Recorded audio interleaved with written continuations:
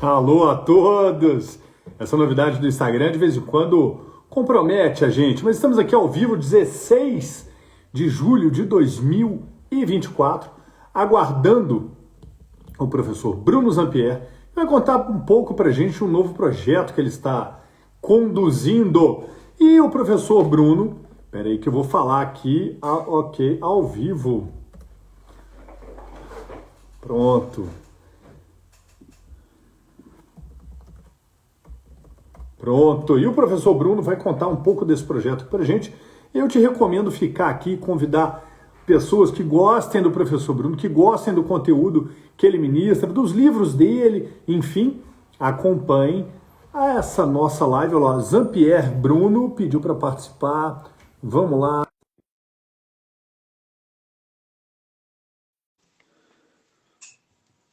Bruno, vamos lá, meu amigo, uma boa noite. Aguardando o professor Bruno estabelecer a conexão dele. Como vai, Bruno? E aí, Leonardo Moreira Pereira, vulgo Léo da Foto. Para os nossos inícios. Tudo bem, irmão? Tudo bem, e você, cara? Eu estou ótimo, graças a Deus. Contava aqui para o pessoal que você e a Foco estão encabeçando um projeto novo, um projeto inovador, um projeto vanguardista, claro, muito alinhado com tudo aquilo que você tem feito na sua carreira acadêmica. E eu queria que você começasse falando um pouco desse novo projeto, como é que a gente estabelece aqui uma conversa que vai ser interessante para quem nos acompanha e também para aqueles que acompanham os nossos amigos, porque é só dar um aviãozinho e falar, olha, o Bruno está falando de bens digitais. Como é que vai ser isso, Bruno? Vamos lá, Léo. Bom, uma ideia nova que a Foco teve, sempre trazendo essa perspectiva de diferentes estímulos para o aprendizado. Eu acho que a gente está vivendo momentos diferentes, que são momentos muito distintos daquele que nós fizemos faculdade, né, Léo, há quase 20 anos atrás.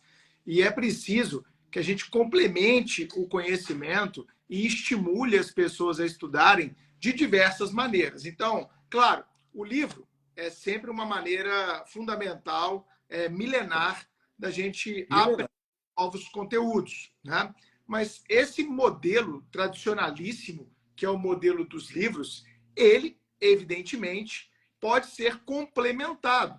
E assim aconteceu quando veio a sala de aula, né? Já também há milênios, quando veio a ideia das universidades, quando veio, principalmente, mais recentemente, a internet com as aulas online. Então, o projeto que a gente vai lançar em breve, muito em breve, é o projeto Foco Academy, que eu tenho o privilégio de ser um dos primeiros professores que vai integrar esse projeto Foco Academy, que é exatamente um projeto que vai aliar o conhecimento trazido nas páginas dos livros com o conhecimento que autores, especialmente que são professores, irão ministrar para os alunos. Ou seja, serão conteúdos de nítido caráter complementar. O aluno vai ter oportunidade, o estudante, vamos dizer assim, aquele que quer se aperfeiçoar, aquele long life learning, ou seja, aquele cara que quer estudar a vida inteira, ele vai ter a possibilidade de ler o conteúdo do livro e complementar aquilo com uma vertente prática, recheada de exemplos, de jurisprudência, que vai ser o curso que nós teremos, ou os cursos, no plural, que nós teremos no Foco Academy. E o primeiro projeto desse vai ser exatamente com bens digitais. Na verdade, o segundo projeto vai ser bens digitais. A gente já teve o primeiro com a Ana e com a Lívia lá no âmbito da herança digital. Então, nós vamos ter esse segundo projeto com bens digitais, que vai ser uma casadinha junto com a terceira e nova edição do Bens Digitais, que finalmente, né, Léo, eu consegui acabar de escrever o parto para atualizar esse Bens Digitais, mas eu tenho certeza que a galera que lê esse livro vai gostar bastante, cara. Cara, que interessante isso. Esse projeto do Foco Academy, de fato, é uma visão da editora Foco e não deixar o conteúdo limitado a uma opção de acesso a materiais só no formato livro. Você disse milenar, sim, mas a gente também tem que estar atento à nova geração, né, Bruno? Sim, sim. Muitos alunos hoje só consomem conteúdos digitais, virtuais, só querem ver o vídeo. E aí, para que você crie uma ponte com o livro, é que a gente está criando o Foco Academy, e você inaugura oficialmente, a Ana e a Lídia, obviamente, fizeram um trabalho maravilhoso com a herança digital, mas você inaugura o Foco Academy, né? Então, parabéns, e tenho certeza que os bens digitais vão vir a agregar demais para o mercado de um modo geral, que tem que se ocupar com essa tendência, né? Bruno, Mas você acha que advogados, juízes, promotores, enfim, operadores do direito estão prontos para lidar com todos esses problemas que vêm surgindo com a temática dos bens digitais?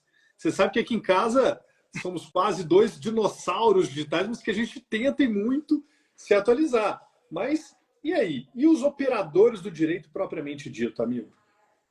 Bom, Léo, o que eu tenho percebido, palestrando já há vários anos sobre a temática dos bens digitais pelo Brasil inteiro, até fora do Brasil, escrevendo artigos, ouvindo colegas e, especialmente, cara, analisando a nossa jurisprudência nacional, é que as pessoas, os operadores do direito, estão ignorando por completo ou quase por completo a realidade dos bens digitais. É claro, é algo extremamente novo. Quando a gente começou a pesquisar isso lá em 2014, 2013, a gente já tinha uma noção do que viraria bens digitais, especialmente com a Revolução 4.0, com a digitalização do nosso cotidiano. Hoje não tem mais universo online e offline, isso é uma falácia. Hoje a gente vive um universo on-life. Isso. Ou seja, qual momento nós estamos conectados e desconectados? Quem consegue aqui que está assistindo essa live, consegue fazer essa distinção clara. Aqui eu estou conectado, ali eu estou desconectado. Só que quando a gente vai para uma área remota e lá não pega celular. Não pegava, realmente, né? Outro dia eu fui para o Jalapão, fiquei lá 3 dias sem conexão. Aí eu falo, aquele momento foi realmente um momento offline. O último da minha vida já faz uns 3, 4 anos que eu fui lá.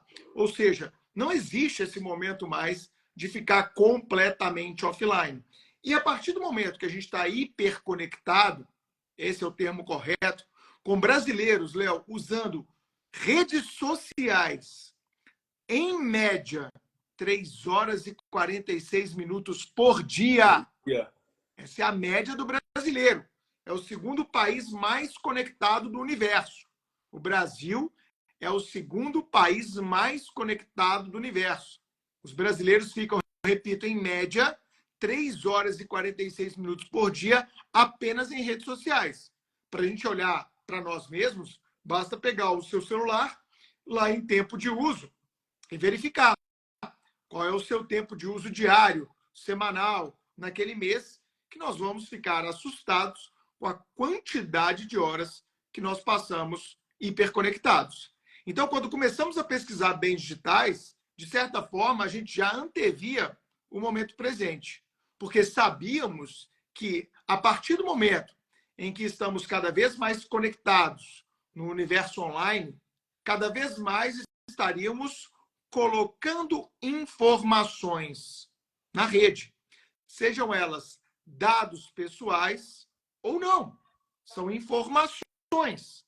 Pode ser um pensamento que eu compartilho, pode ser uma fala feliz ou infeliz, crítica ou de brincadeira, pode ser a minha imagem, pode ser o que nós estamos fazendo aqui agora, produzindo um vídeo numa rede social, pode ser acumulando pontos em programas de relacionamento, pode ser investindo em criptoativos. O mundo, ele se liquefez, para usar uma expressão de Bauman. E a partir do momento que essas informações são colocadas por todos o tempo inteiro na internet, a gente precisa começar a entender se essas informações podem ou não ser tratadas como verdadeiros bens jurídicos. Por quê? Elas não são apenas uma manifestação dos meus direitos fundamentais ou da personalidade, sabe, Léo? Então, o que eu percebo é que muitas pessoas, voltando à sua pergunta, elas não estão preparadas para o universo dos bens digitais pelo simples fato de não compreenderem o que são os bens digitais, a construção teórica, dogmática que existe por detrás da tese dos bens digitais. Então, eles acabam decidindo mal. A gente já viu até o STJ decidir mal sobre bens digitais, ao dizer, por exemplo, em julgado recente, que as milhas aéreas não podem ser objeto de comércio. Eles estão querendo ser mais realistas que o rei. Nós, há mais de uma década, nós visualizamos inúmeros sites que se dedicam ao comércio de milhas aéreas. Então, Léo, se eu tenho aqui 300 mil milhas, não pretendo viajar esse ano, mas você o pretende fazer, qual é o problema de eu vender essas milhas para você? Se eu as acumulei legitimamente. Qual é o problema de eu doar para você ou para a Carol? Olha, tome aqui, vai para a Europa com as minhas milhas, eu não vou usar mesmo, você vai me agradecer, vai ser eternamente grato. Aí vem o tribunal e fala, não, elas não podem, elas têm um caráter personalíssimo. Olha, Léo, quando eu vi essa decisão do STJ proibindo cessão e transferência de milhas aéreas, parece que os ministros estavam sendo recepcionados na porta do Fokker 100 da TAM, no aeroporto de Congonhas, para voar para o Santos Dumont na década de 90, no tapete vermelho, no red carpet da TAM. Por quê? Foi lá que isso começou no Brasil, com o programa TAM Fidelidade. Sim. Com o Smiles, da Varig na época. Varig, isso. Não era nem da Gol. E o que eu percebo é que eles estão julgando sob a ótica de um direito contratual, ignorando que para que eu possa ter aquele número elevado de milhas que me geram direito de voar, que me geram direito de fazer uma viagem internacional, eu preciso gastar muito dinheiro. Seja comprando das próprias companhias, que foi algo que também o STJ ignorou, que as próprias companhias vendem, né? O site deles. Não é quem tem caráter personalíssimo, só eu posso usar, é que você errou. Você fez uma análise à luz de um direito meramente contratual. Em nenhum momento desse julgado, só para falar dele, e nós vamos ter outras lives que nós vamos explorar outros julgados de bens digitais, em nenhum momento foi dito daquilo compreender um patrimônio digital do sujeito, daquilo ser um bem digital de caráter patrimonial, daquilo ter uma economicidade, daquilo ter um valor de mercado. Então, nós estamos percebendo que a maior parte dos operadores do direito, para finalizar a sua pergunta, não estão conscientes sobre a construção teórica relativa aos bens digitais. Um grande amigo disse, inclusive, que estamos diante de uma nova categoria do direito, né, Bruno? É uma nova categoria jurídica. A categoria dos bens digitais, que nós escrevemos pela primeira vez no Brasil, e a Foco, para minha honra, foi a editora que abraçou esse projeto lá em 2017, uma tese que a gente escreveu em 2015, defendeu em 2016, e a Foco publicou em 2017, sendo, né, Léo, um dos livros bem-sucedidos aí dentre a história jurídica da Foco. Que a Foco tem. Então, cara, é uma tese que todo mundo precisa aceder a ela, né? Mesmo porque, Léo, vamos puxar a sardinha um pouco para o nosso lado, nós temos, ou tivemos no ano passado e no começo desse ano, no Senado Federal, pela liderança do Rodrigo Pacheco, senador aqui de Minas, nosso colega. Ele fez o quê? Ele criou uma comissão de juristas encarregada da revisão e atualização do Código Civil.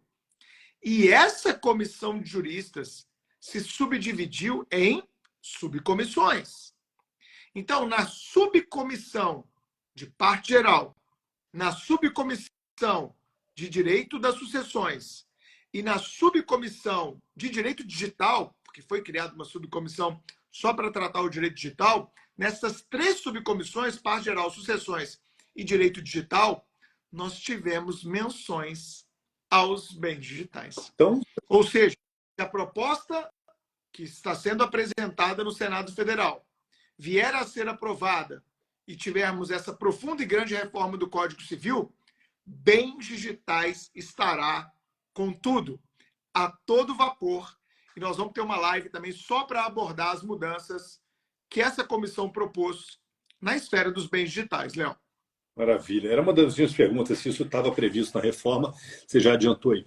Bruno, você começou a falar de um problema, que seria a questão da interpretação errada em torno das milhas, né? Mas esse é só um exemplo dentre muitos, né? Não queria que você puxasse muito do conteúdo do seu curso, mas eu queria que você desse mais algum exemplo aqui para tangibilizar. Eu lembro, pessoal, que o Bruno dava uma palestra em 2018 ou 2019 e usava um exemplo. Imagine que um humorista morresse e ficasse para ele, para quem ficariam os rendimentos da conta dele do YouTube. Então, olha só como é que você teve um pensamento vanguardista, né? Imaginar que as pessoas poderiam ter receitas oriundas das redes sociais e isso seria objeto de um tipo de herança digital sobre bens digitais. Bom, estou só falando para dizer que você sempre esteve antenado a isso. Milhas, um dos problemas. Qual seria um outro problema para que o pessoal possa alcançar a grandiosidade do que estamos dizendo?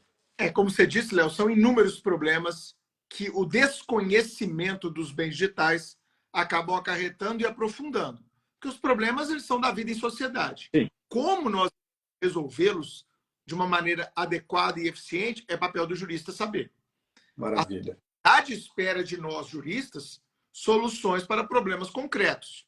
Por isso que eu fico, às vezes, meio revoltado com a academia do direito, quando a gente tem aquelas proposições extremamente estéreis, que não estão resolvendo problema algum, levando a gente para canto nenhum. Eu fico meio com isso. Mas, quando a gente pensa que a vida está, como dissemos, cada vez mais digitalizada, é óbvio que cada vez mais nós também teremos problemas ligados a esse mundo digital. E vamos falar um pouquinho de dois problemas. Vamos supor, trazer um exemplo, esse da herança digital, que é um problema que foi um problema que, quando a gente começou a pesquisar, foi o que mais nos chamou a atenção. Temos capítulo dedicado a ele no nosso livro. Outras pessoas já escreveram sobre a temática, mas está longe de ser a única. E eu não gosto de resumir bens digitais à herança digital. Eu não gosto.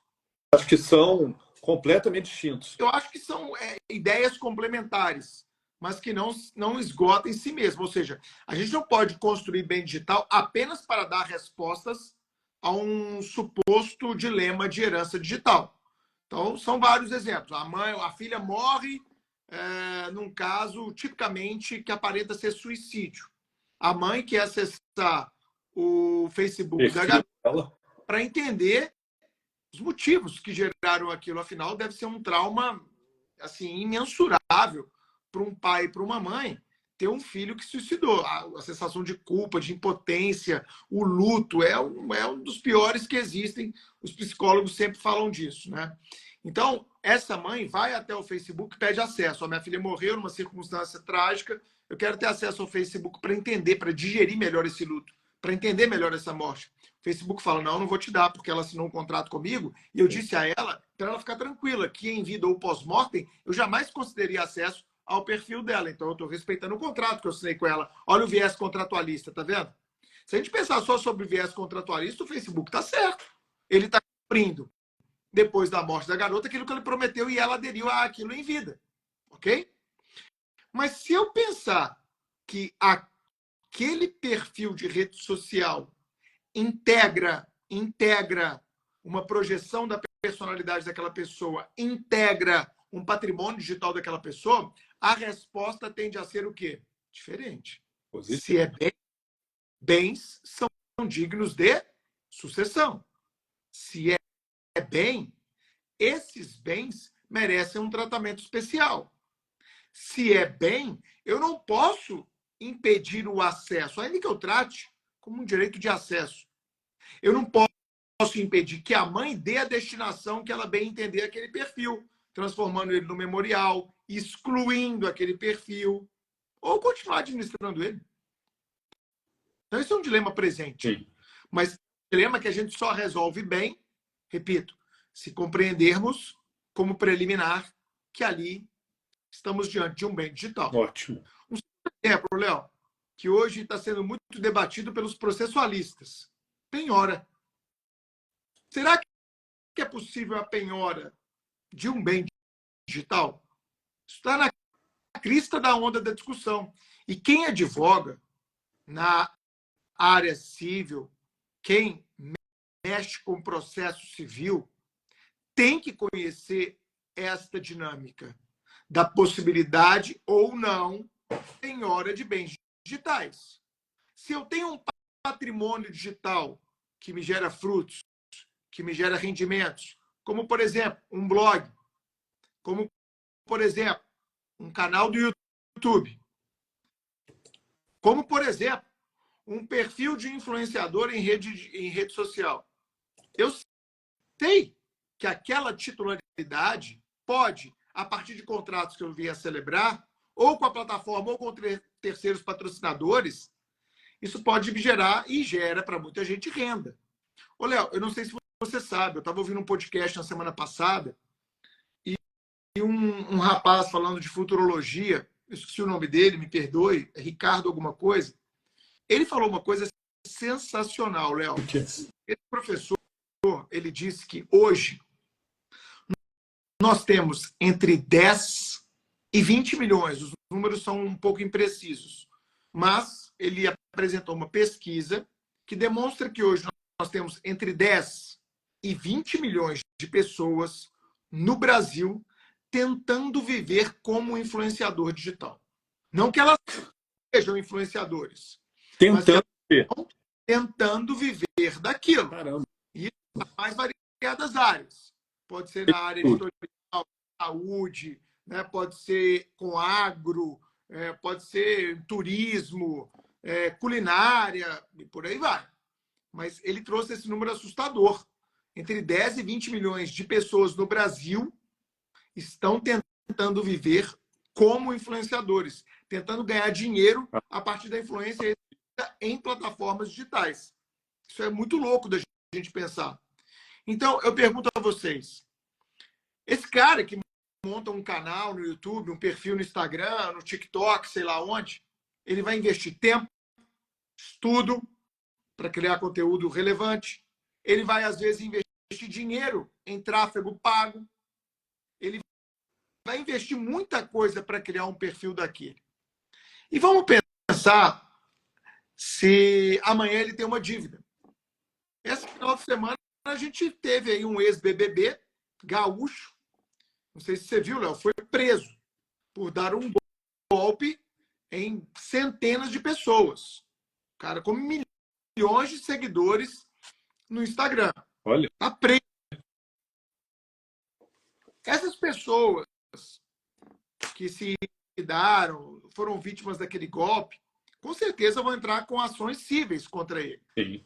Além dessa questão criminal que ele vai responder lá perante o Ministério Público como autor da ação. Mas as vítimas vão mover ações, demandas cíveis contra esse influenciador para reaver os valores que elas perderam, não tenho dúvida disso. Vamos supor que esse influenciador coloque todo o dinheiro dele em criptoativos. Criptoativos. Ou pior, ou melhor, não sei, ele vai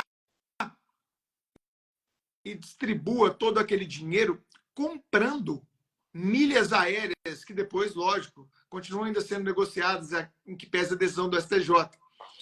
Aí ele conversa, aí uma vítima fala, olha, eu fiquei sabendo que ele tem 20 milhões de milhas. Isso vale dinheiro, cara. Opa! Ele tem 20 milhões de milhas, ou sei lá, 2 milhões de milhas. Eu quero penhorar essas milhas. E aí, a gente deve admitir essa penhora desse bem digital ou não? Para mim é tão claro. Pois é. O Tribunal de Justiça de São Paulo, onde você está, ele tem decisões que autorizam e tem decisões que não autorizam. Então, em breve tempo, Léo, nós vamos ter um recurso repetitivo, um tema de repercussão geral sobre a admissão ou não da penhora de milhas aéreas. Vocês vão lembrar de mim. Vai demorar aí uns 3 anos, 4, mas nós vamos chegar lá. Chega. Olha, pacificaram nesse sentido. E eu já estou advogando essa tese há mais de 2 ou 3 anos. Se a gente diz que milhas aéreas não são dignas de penhora, nós estamos criando, com o apoio da jurisprudência, um instrumento de blindagem patrimonial para devedores. Sim. A gente tem que olhar a coisa não só pelo lado de ser proibido ou ser permitido, mas no efeito reflexo que ela produz. Claro. Então, advogado, você que está aqui me assistindo, você já está preparado para esse cenário? Você já está dando conselho para os seus clientes de colocarem todo o patrimônio dele em milhas ou em Bitcoin ou em outra criptomoeda ou criptoativo, em NFTs? O que você está recomendando para os seus clientes? A gente precisa entender essa lógica dos bens digitais. E se amanhã o perfil da Foco for derrubado sem justificativa pelo Instagram, vocês vão ter um prejuízo ou não? Vai prejudicar credibilidade com seus seguidores? Será que vai trazer um prejuízo em termos de vendas naquela semana? E se o Instagram, depois de um mês, reativar o seu perfil e falar assim, desculpa, Desculpa. Errei, todo mundo erra. Tapinha, né, nas costas. Todo mundo erra, desculpa, o meu algoritmo entendeu errado um post seu, mas bobeira, já está reativado, pau na máquina. Passou. Isso não, com a empresa da qual eu sou sócio, o Supremo. Uma vez, 2 meses, há uns 8 anos atrás, com o nosso perfil bloqueado, sem nenhuma justificativa. E simplesmente um dia o perfil foi reativado. Procuramos saber o que aconteceu, por que foi desativado, por que foi reativado. Ninguém nos respondeu. Será que aqui nós temos um claro abuso do direito de retirada do ar de páginas? Como uma modalidade ilícita? Não. Gerando responsabilidade civil pela violação aos bens digitais? Olha que tese maravilhosa. Já tem gente, Léo, ganhando ações assim no Brasil. Dizendo que a suspensão indevida e injustificada de perfis de redes sociais enseja pagamento pelas plataformas que assim agiram de dano moral. Adorei. Uma espécie de dano existencial. Então, nós estamos falando isso na nova edição do livro e vamos falar no curso também. Então, eu dei vários exemplos aqui de penhora, da questão da herança, da questão da responsabilidade civil, e eu prometo que eu vou desenvolver isso mais em outras lives aí, cara. O Bruno, você levantou uma bola aqui maravilhosa, né? Porque se a gente pensar, eu não sou civilista, eu sou seguidor de Rogério Greco. Esse cara tem que saber bens digitais, Bruno. Tá na cara pelo que você está falando. A gente, quando tem uma nomenclatura dessa nova, ainda trazendo esse nome, né, bens digitais, que eu gosto de falar que eu não criei, né? Eu trouxe para o Brasil, porque no exterior chama digital assets, ou Sim. seja, digitais. Sim. Como o Brasil, eu falo isso no livro desde a primeira edição. Como no Brasil a gente não usa a expressão ativos, a gente optou por usar a expressão bens. Para mim, o mais correto seria bens digitais e não ativos digitais, como, por exemplo, nos Estados Unidos eles chamam. E quando a gente vê essa expressão ativos digitais, bens digitais, a primeira impressão é que isso vai ser importante para quem trabalha com direito digital. Não. Para quem trabalha com direito digital, isso é informação 01. Isso é informação fundamental. Agora, para quem trabalha com direito, eu já dei exemplos aqui de responsabilidade civil, que pode tangenciar uma responsabilidade civil no âmbito das relações de consumo, trazendo então para o consumidor. Se há uma empresa envolvida, como eu acabei de citar o Supremo, pode ter uma questão de direito empresarial, de apuração de prejuízos. Se temos, por exemplo, a conduta de um sócio que gera a suspensão de um perfil de uma grande empresa, a gente poderia pensar em responsabilidade do sócio que cometeu. A gente pode falar, novamente, do processo civil, com a questão do patrimônio digital e da possibilidade de penhora desse patrimônio, se ela seria possível ou não. Sim. Falando de estratégias de planejamento sucessório, que hoje está tão em voga e tão na moda, muita gente trabalhando planejamento sucessório, e a gente precisa falar de planejamento sucessório digital. Então, Léo, é tanta coisa que bem digital evoca que eu falo que ele é um corte absolutamente transversal na ciência jurídica. Advogado, juiz, promotor, defensor, procurador, assessor, delegado, que não entende a lógica, a construção teórica dos bens digitais, em breve tempo passará vergonha, passará apuros para desenvolver e entender teses jurídicas. Então, a compreensão dos bens digitais ela é fundamental para a compreensão de novas teses, para a construção de novas teses, para se alcançar um novo patamar na ciência jurídica, nesse mundo online. Resgatando aqui a nossa origem de cursinhos preparatórios, né, Bruno? E não, claro, sem querer encerrar, você conseguiria, para quem está chegando agora, para quem ouve pelo Spotify, dar, assim, breve conceito de bens digitais que abrace, que abarque toda essa discussão que a gente está falando, Bruno. O que são, então, esses bens digitais? E é interessante porque foi a pergunta da segunda fase da última prova de promotor de justiça de Minas Gerais, Léo. Não sei se você sabe. A pergunta foi exatamente sobre o que consistia os bens digitais, e aí trazia um pouco, através da minha amiga Sofia, que é nossa amiga aqui do IBERC também, né? A Sofia, ela era a examinadora do MP de Minas e fez essa pergunta, até me mandou. Viu a pergunta que eu fiz na segunda fase do MP de Minas? Eu falei, eu fiquei muito feliz, obrigado, porque a pergunta foi exatamente essa: no que consistem os bens digitais? Então, para quem é concurseiro, já começou a cair em concurso, não é que vai cair. Não é que vai cair, né? Já é uma realidade. Já começou a cair em concurso essa pergunta sobre o que são os bens digitais. Eu parti, Léo, da seguinte construção, e fiquei muito feliz ao ver que o novo artigo 1791, letra A, proposto pela Subcomissão de Direito das Sucessões, onde eu tive a oportunidade de participar de uma reunião dessa subcomissão e explicar para eles o que eu entendia como bens digitais. O novo Código Civil vai trazer, cara, um conceito muito próximo ao que a gente defende no livro Bens Digitais desde 2017.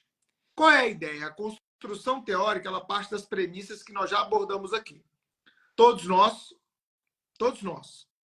diariamente, alimentamos a internet com informações. Essas informações podem ser dados pessoais ou não. Essas informações, quando passam a merecer o interesse, a atenção de alguém, ela passa a ter interesse jurídico, ela passa a ter relevância jurídica, passa a ter utilidade, para usar uma expressão que os italianos gostam muito.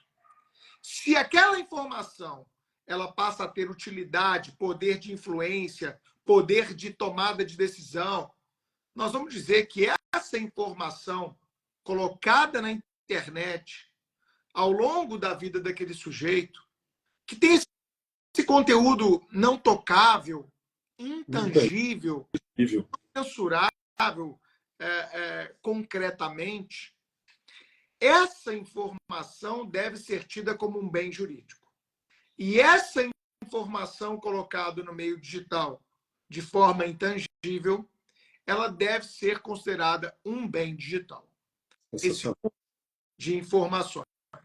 Então, se eu pego o canal de um grande youtuber e eu vejo aquele canal como um todo, aquele canal é o quê? Um conjunto de informações. Sim. Em áudio, vídeo, textos. Aquele conjunto de informações vai compreender o bem digital daquela pessoa. Aquela pessoa vai ser titular daquele bem digital. Ou seja, a pessoa passa a ser titular de um direito subjetivo de caráter digital. E ela pode manifestar os seus interesses e as suas vontades a partir daquela titularidade. Como quando eu tenho meu carro. Para usar um exemplo muito concreto e tangível. Você que adora carro, Léo. Quando você tem um carro, é difícil você ter apenas um, mas quando você tem um carro, né, Léo? Você pode o quê? Usar. Você pode dispor. Você pode fruir, alugar, Sim. prestar para o seu irmão quando ele vai aí. Você pode dispor desse carro, contrair um empréstimo e dar o carro em garantia, uma alienação fiduciária. Você pode alienar parcialmente, então, aquele veículo. Você pode, uma coisa que você gosta também muito de fazer, vender aquele carro. Né? Se alguém tomar aquele carro de você, você pode o quê? Reivindicá-lo.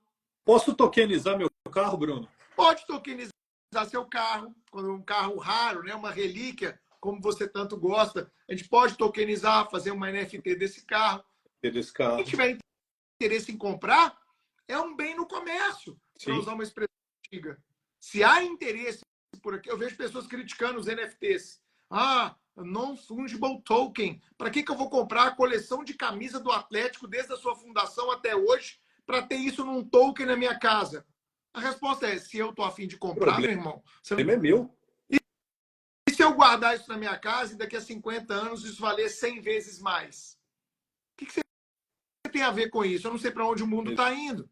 Exatamente. Eu vou replicar essas camisas do jeito que replicaram comigo aqui, através dessa ferramenta. Então, Léo, se você quiser reivindicar, você pode ter amanhã, cara, obrigações próprio terreno dessa titularidade de bens digitais. Por exemplo, o titular de um bem digital que ofere renda com esse bem digital terá um regime de tributação especial. Já pensou nisso? Já. Como é que esses influencers estão pagando tributo? Eles fazem uma MEI, fazem lá uma empresa, dependendo do faturamento, e vai enquadrando em regimes tributários. Então, outro dia, uma ex-aluna minha falou que estava pesquisando isso no mestrado na UFMG. Olha, Bruno, eu estou estudando tributação de bens digitais. A gente vai escrever junto sobre isso. Falei, estou à disposição, vai ser legal demais. Sim. Então, olha, mais uma vertente, direito tributário. Sabe? Então, Léo, a gente precisa esse fenômeno como um fenômeno novo, um fenômeno que está se ampliando, e repito pela quarta vez, quem não se antenar logo nisso vai estar em apuros em muito breve tempo. Porque um cliente vai chegar com um caso na sua sala e você vai ficar com cara de pastel, sem saber informar qual é o caminho aquele cliente deve adotar. Ô Bruno, e falando como você fala e como a gente vem provocando, a gente fica com a tendência, a inclinação de acreditar que todo bem digital tem caráter econômico. Mas recentemente eu e você conversando, você falou, não. Você está completamente enganado porque tem os bens digitais de caráter não econômico. Isso. Não é isso? Uma classificação que eu criei, Léo, também, e que, para minha alegria, está sendo também adotada na reforma do Código Civil, é a gente pensar em 2 ou, quiçá, 3 espécies de bens digitais. Eu posso ter os bens digitais de caráter patrimonial, com viés econômico, por exemplo, criptoativos, eu acho que é o melhor exemplo de todos. Eu tenho lá um dinheirinho investido em Bitcoin. Eu tenho meus bitcoinzinhos lá. Bitcoinzinhos não, eu tenho frações de Bitcoin. Muitas frações. Eu tenho frações de Bitcoin. Por que eu tenho frações de Bitcoin? Porque vai que esse negócio explode, amanhã um Bitcoin vale $1 milhão. Sim. Eu ganhei uma danada. Hoje ele está $64 mil a cotação do dia, tá? O dia da live aqui. Tá? Tomara que quando você estiver assistindo essa live, ele já tenha subido e eu tenha aumentado o meu patrimônio. Porque quando eu invisto em Bitcoin, o que eu quero? Aumento patrimonial, delta, variação positiva do meu patrimônio. É o que eu quero. Quem é que investe em Bitcoin acreditando que o japonês que criou isso... Não, a galera quer o quê?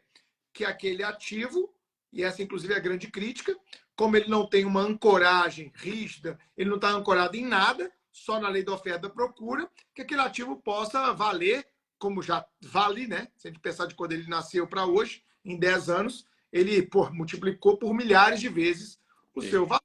Então, o que seria um criptoativo? Um bem digital de caráter patrimonial.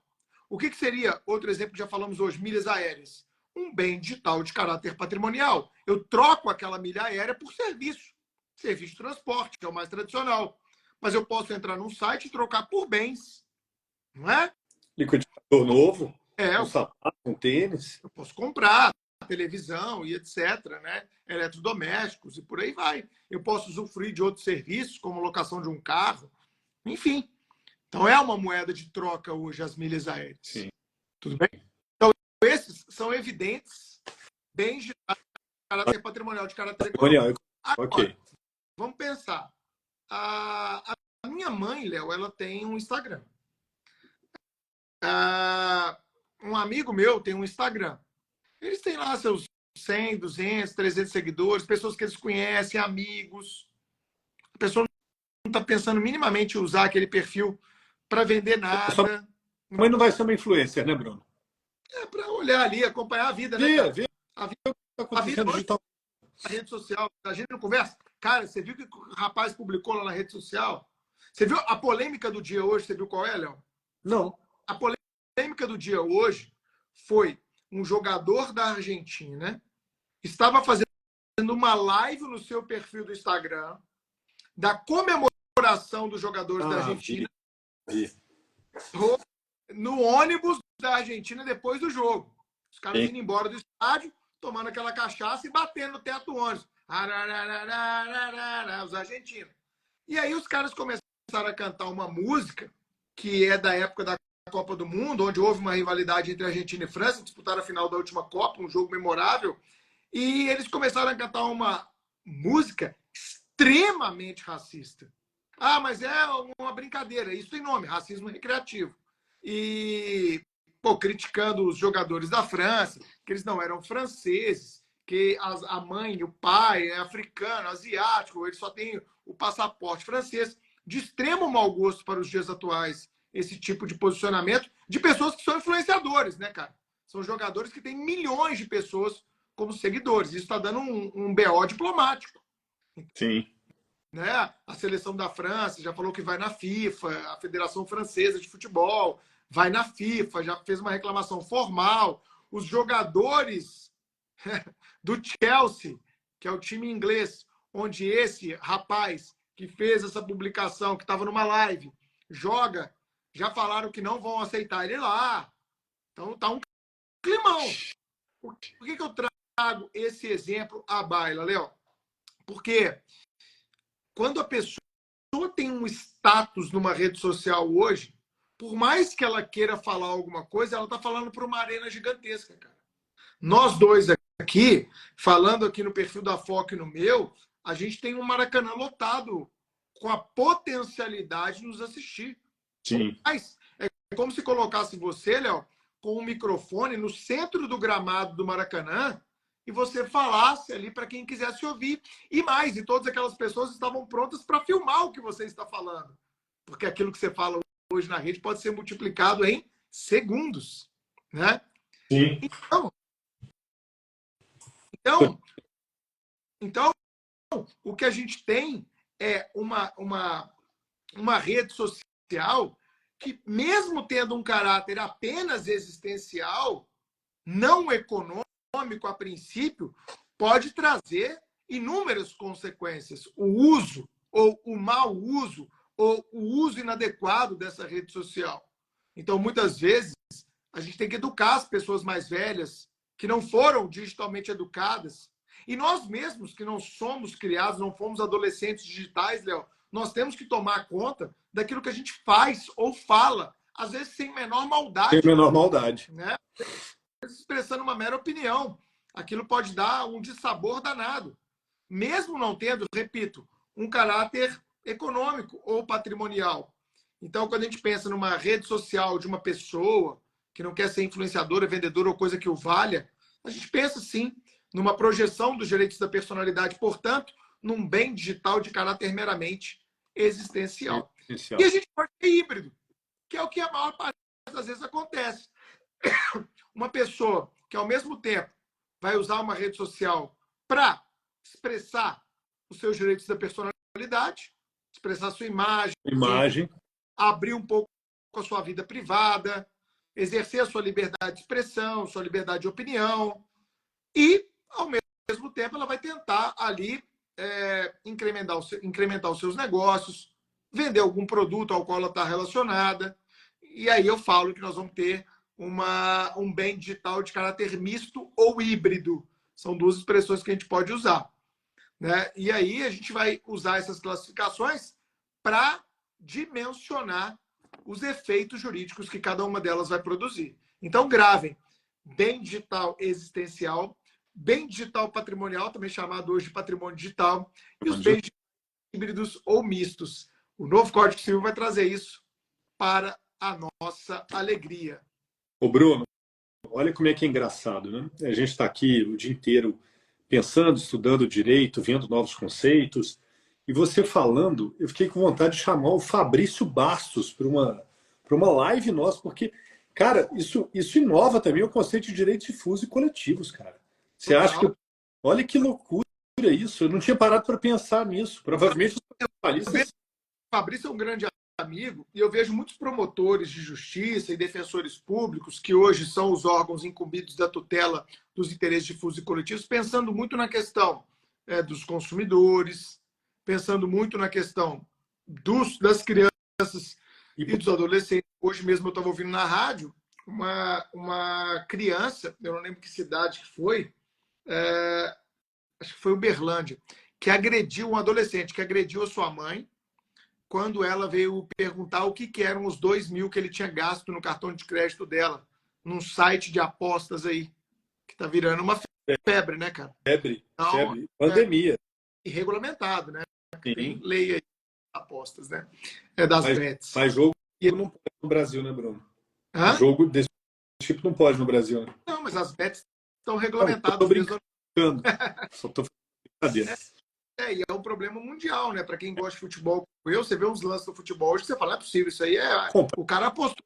Comprar para beneficiar o número de apostas, com certeza. Desse. Não tem como o cara fazer uma falta dessa, é ridículo. Mas, enfim, o que a gente está discutindo aqui, Léo, é que eu vejo o Ministério Público com muita atuação, e uma atuação bem legal, para a tutela dos mais vulneráveis, da criança ou adolescente, né? Do consumidor. Mas a gente precisa pensar um pouco mais amplamente que, em se tratando de plataformas digitais, todos somos consumidores, e sendo todos nós consumidores, a gente merece pensar um pouquinho sobre isso. Hoje mesmo eu sou um cara um pouco bem informado, né? Então hoje eu já vi muita notícia hoje, tá, cara? Não sei se você viu, o Procon, acho que de São Paulo, multou a Netflix em 11 milhões de reais. Por exigir aquela questão de você comprovar que está no mesmo domicílio e etc. Ela tomou uma multinha sobre isso aí, ou seja, é um bom exemplo dessa tutela dos interesses dos consumidores digitais, né? Sim. Ô Bruno, esse nosso primeiro papo ele demonstra a grandiosidade do tema. A gente já tem um próximo encontro marcado no dia 18 às 19h30, ou seja, quinta-feira dessa semana, onde a gente vai trazer outras questões interessantíssimas. Sim. Aqueles que nos acompanham, quiserem convidar alguém, por curiosidade, essas lives são gratuitas, elas têm o interesse de instruir, de abrir os olhos, né? Eu falo muito nos vídeos da Foco, durante muito tempo eu pensei, gente, para que a gente está na Foco? Para a gente prosperar. Não só a Foco, mas todo mundo que bebe desses conteúdos. Então, se você quer prosperar, você conhece alguém que está precisando prosperar, teu amigo, teu compadre, teu irmão que não deu certo ainda no direito, cara, tem uma oportunidade maravilhosa de abrir as portas do trabalho, do mercado de trabalho, enfim. Fica aqui o nosso convite. Bruno, muito obrigado por estar... Quem advoga aí, chega amanhã no escritório e pergunta aí, galera, o que são bens digitais? Quais são... Para causar aquele constrangimento, né? Na hora do almoço, sim, para já causar aquele constrangimento, você vai ver. Cara, sabe, eu estou diante de uma oportunidade. Então, eu vou agarrar essa oportunidade com unhas e dentes e vou, como o Léo falou, prosperar e avançar os meus conteúdos a respeito dessa temática. Quem souber isso, rápido, para ontem, vai sair na frente. Vou agradecer a alguns dos que estiveram presentes aqui. Eu não pude ver todos. O Bruno aqui drenou minha atenção, mas Paulo Sumariva, querido amigo, José Luiz de Moura Faleiro Júnior, a Carolina, a Joana, grandes amigos da nossa trajetória. Obrigado por estarem aqui conosco. E até quinta, então, Bruno. As palavras de encerramento são suas, meus amigos. Meu amigo. Pessoal, obrigado a todo mundo aí. Eu gosto dessas audiências assim, bem qualificadas, que se interessam pela temática. Quinta-feira, 19h30, eu vou trazer tópicos bem específicos sobre essa temática dos bens digitais, aprofundando um pouco mais. Eu acho que a gente gosta de conteúdo raso, né? Todo mundo gosta e consome conteúdos rasos, mas quando a gente quer aprender e virar especialista em algo, a gente precisa de conteúdos um pouco mais profundos. Então, nós vamos nos ver na quinta-feira, depois da manhã, às 19h30, e eu vou selecionar um conteúdo bem especial para vocês nessa quinta-feira, aprofundando na temática dos bens digitais, que até o nosso amigo Faleiros aí defendeu também, não tive a oportunidade ainda, viu, Faleiros, de ler seu novo livro, cara, da sua tese de doutorado aí na USP, eu quero ler, porque o Faleiros, né, Léo, também citou a gente lá, foi falar de bens digitais, e depois eu vou ler com carinho, viu, Faleiros? Um beijo, meu amigo. Léo, quinta-feira, 19h30, a gente espera todo mundo. Grande abraço. Obrigado, turma. Fiquem todos com Deus e com saúde. Valeu. Valeu, gente. Obrigado.